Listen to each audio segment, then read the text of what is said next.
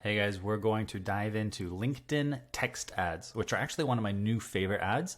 And so I'm going to show you what they look like, how to create them, and then different ways you can use them and some basic stats.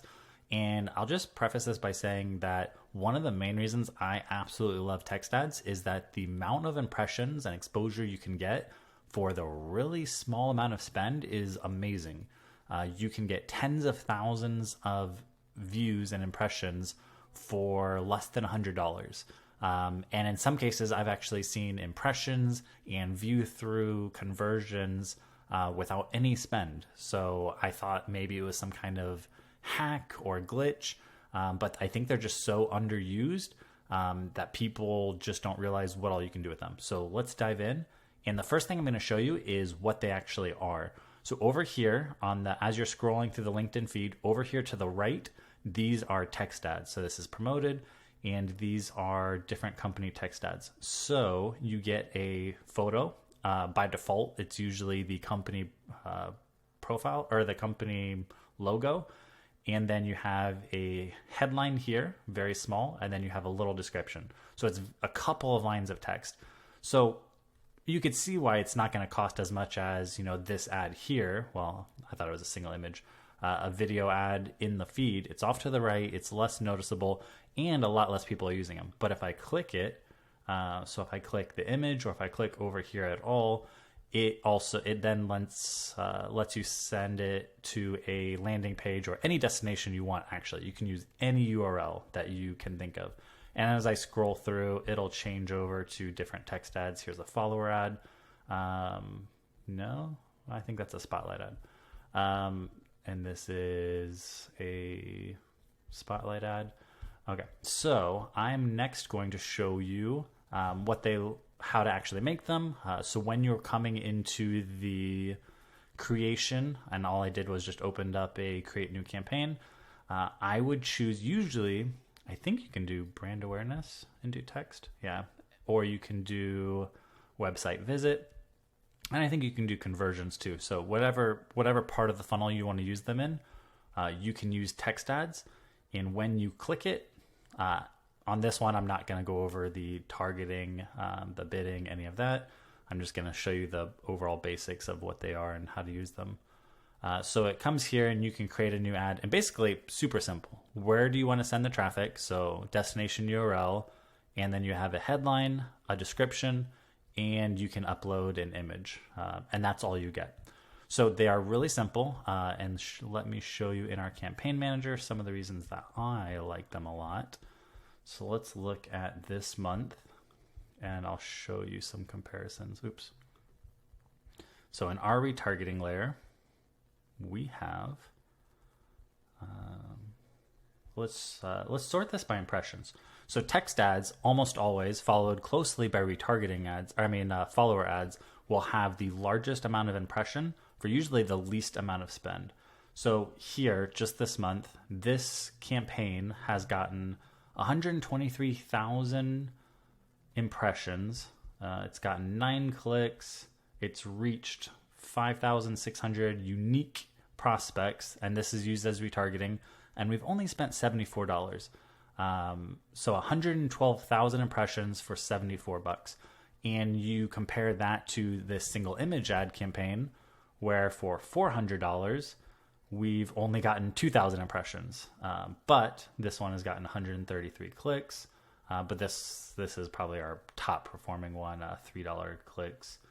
So I would say this is unusually good, but the impression difference is the same almost anywhere you go. The text ads give you a ton of impressions for relatively less. Sure, you're not going to get clicks, but it's almost like free advertising, because if you're using it in the retargeting phase, there's like a subconscious, even if they don't click it, they look over there and they see your logo or they see your brand message and it registers, and you don't have to pay for that. You don't have to pay usually unless they click it. So it's kind of free advertising in that sense.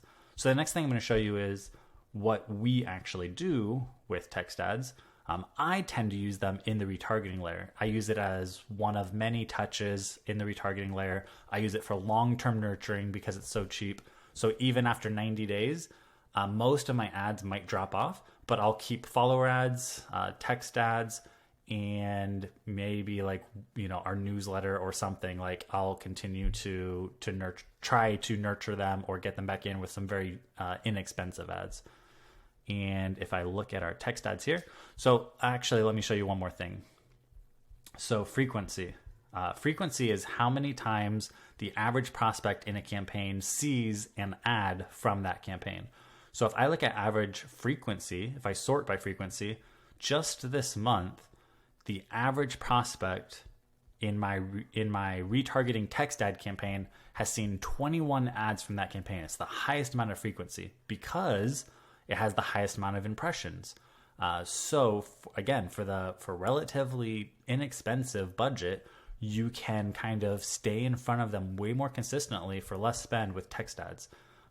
The other challenge and opportunity that this creates is that this means that you could have 20 plus creatives in this text ad campaign in order to keep cycling fresh content and text ads in front of your prospects. Because if you only have 5 and the frequency is 20, that means that the average prospect is seeing each one of those 5 ads 4 times so far in the last, we're only 17 days in. So let me actually go in here and look, and we deal with a lot of rejected ads because we are not allowed to say LinkedIn or any variation of that name, even though we are a LinkedIn ads agency, and we can't say LinkedIn or show the logo or do anything LinkedIn related. So it makes it really hard. But anyway, that's my problem, not yours. So let me show you here. So yeah, in this one, I try to have as many creatives as I can, but again, for us, it's an issue. Let me show you what they actually look like. So here's some of ours. Preview. Dominate your space, establish yourself as the expert. Oh, actually, I changed that. We're $4.49 now a month. But I send them to the paid ads page on my website. I have those fields. And the other cool thing that we actually started doing is because the frequency is so high and because I honestly can't even keep enough ads in here in order for my average prospect to not just see the same ad 5 or 6 times, I also started just using the space to do, different things. Here I have Google plus linked ads because, I can't say LinkedIn. And it shows over here. And it's actually say, learn more about this killer combo, enhance. And when they click this, it actually sends them to, this YouTube video. Try to ignore that bad face. Let's see if I can change it. Okay, it's not getting any better. Actually sends them to that YouTube video. I also have other ones that are just sending them to my YouTube channel or a playlist. So there's different videos I'm highlighting. And again, this is part of my strategy where it's multiple touches, different angles, and not all of them, in fact, very few of them are hammering over the head and just saying, buy my crap. Here's, my call booking link. It's mostly an attempt to build trust, credibility, humanize our brand, let them get to know us, and just give value. Here's an interesting video that shows our retargeting strategy. Here's how B2B optimizes LinkedIn ads. Here's how LinkedIn and Google pair well together.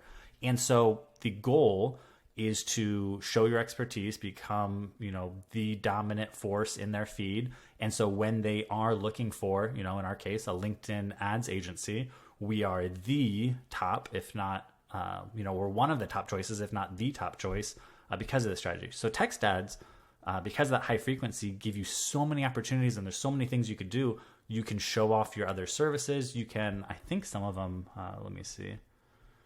I like to use emoticons to catch their attention. There's this one that says, maybe we should talk. I bet you know who we are and what we do. Can your prospects say the same? So at this point, I know they've been seeing our ads. They know who we are. So I thought that was a little clever one. But, you can try a lot of different things. One thing I would say with these kind of ads and with a lot of the retargeting is that I would click this little hidden option that not many people know about, and I would put rotate ads evenly. Otherwise, LinkedIn will optimize to whatever's performing the best and put all its spend behind that. And they're already seeing, each of one of your creatives probably too many times. So you don't want to tip the balance to heavily favor one. You want it to be evenly. And then probably look at the 30 and 90-day frequency, whatever this retargeting group is, and try to have that many, or close to that many creatives in the campaign to keep it as fresh as possible for your prospects. And that's your tips today.